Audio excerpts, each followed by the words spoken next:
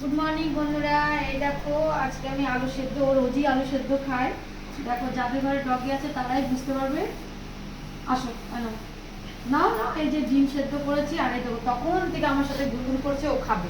দেখো দেখো এই দেখো দেখো, এবার ওকে ডিম সিদ্ধ আর এই নাস্তার ডিম সিদ্ধ আর এই আলু দেবো।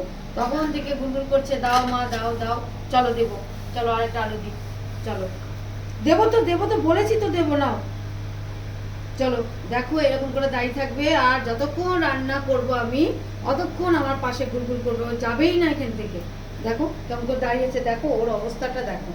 দেখো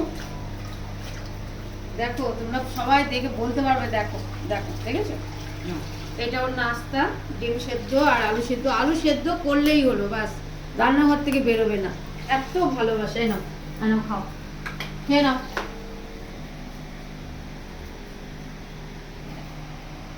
টাটা।